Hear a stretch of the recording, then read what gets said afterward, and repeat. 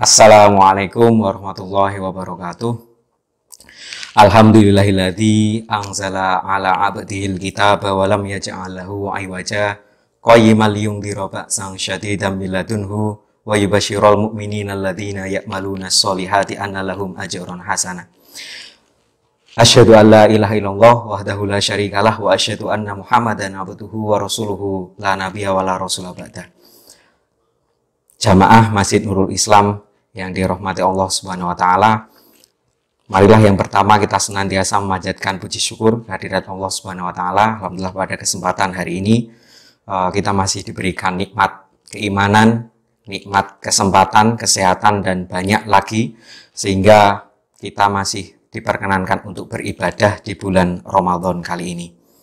Alhamdulillah, apapun keadaan kita sebagai seorang muslim, kita harus selalu bersyukur kepada Allah Subhanahu wa taala meskipun kita saat ini menghadapi ujian yang cukup memberatkan kondisi dan keadaan kita.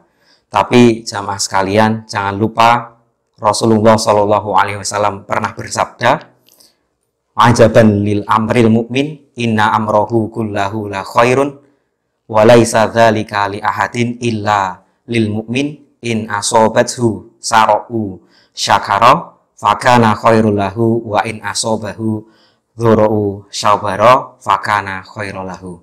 Yang artinya, sungguh menakjubkan keadaan seorang mukmin, seluruhnya urusannya itu baik, ini tidaklah didapati kecuali pada seorang mukmin.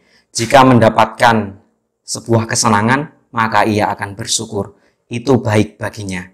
Jika mendapatkan kesusahan, maka ia pun bersabar, itu pun baik baginya.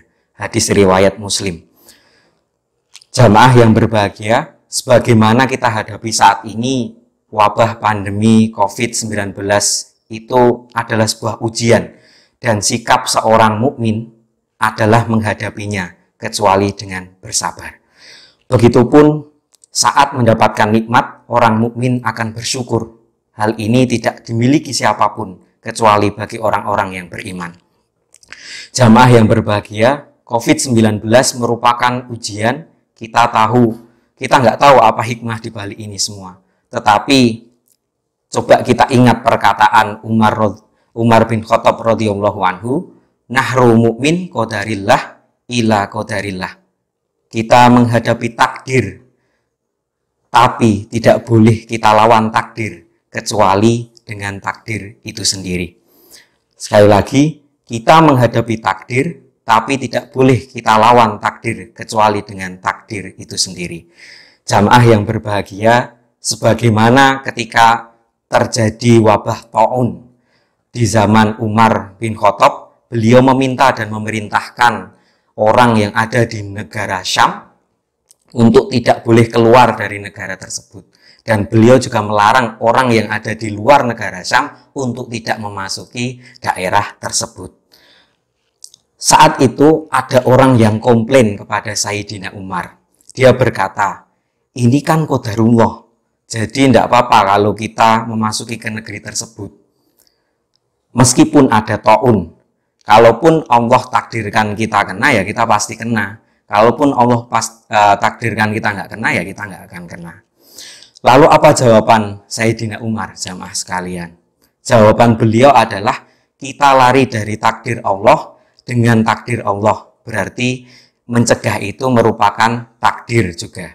Allah mentakdirkan kita menghadapi COVID-19, Allah pula lah yang mentakdirkan kita untuk mempunyai ikhtiar, pilihan untuk mencegah wabah COVID tersebut. Tidak boleh kita menyerahkan diri kita terhadap takdir dan membuang diri kita di tempat yang berbahaya, membuang diri kita di tempat yang membuat kita nanti akan terkena wabah. Begitupun yang dicontohkan oleh Rasulullah Shallallahu alaihi wasallam. Beliau telah memberi teladan kepada umatnya tentang sebuah penyakit atau wabah. Penyakit dan semua yang terjadi adalah atas kuasa Allah Subhanahu wa taala.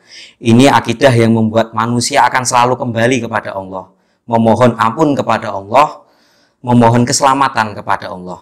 Tapi suatu ketika di saat yang sama Rasulullah Shallallahu alaihi wasallam mengajarkan agar pengikutnya menggunakan ilmu. Dan ilmu itu pun juga dari Allah Subhanahu wa Ta'ala. Ilmu menanggulangi penyebaran penyakit dan menyembuhkan penyakit itu pula. Menghindari penyakit harus dilakukan acuh dan cuek dengan aturan sehingga menyebabkan diri dan orang lain menjadi sakit, itu adalah perbuatan yang dosa.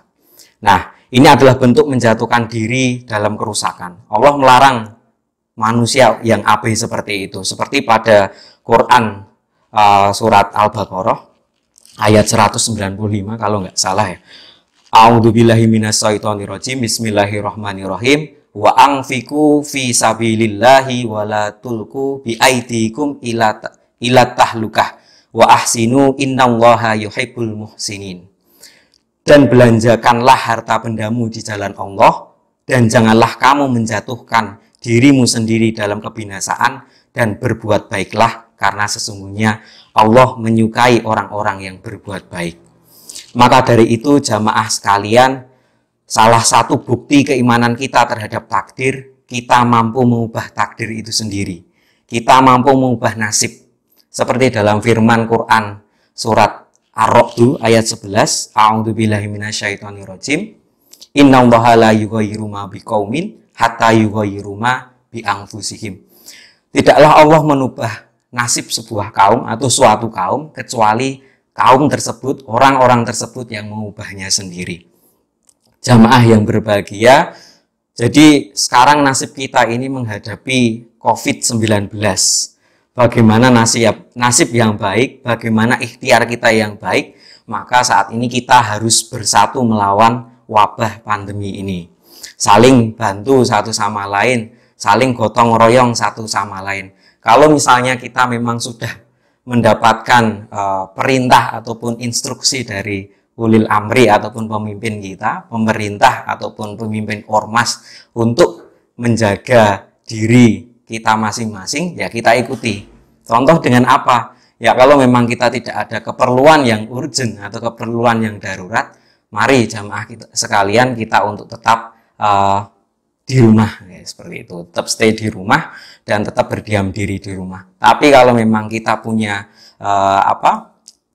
masalah atau punya urusan yang sangat urgent, mari kita keluar rumah tidak apa-apa, tapi dengan protokoler yang dianjurkan. Yaitu dengan apa? Yaitu kita menutup dengan masker, kemudian memakai baju yang sering kita ganti setelah sampai rumah, dan kita tetap menjaga jarak. Sesampai di rumah kita ikhtiarkan untuk cuci tangan menggunakan sabun. Syukur misalnya kita sempatkan untuk mandi, seperti itu.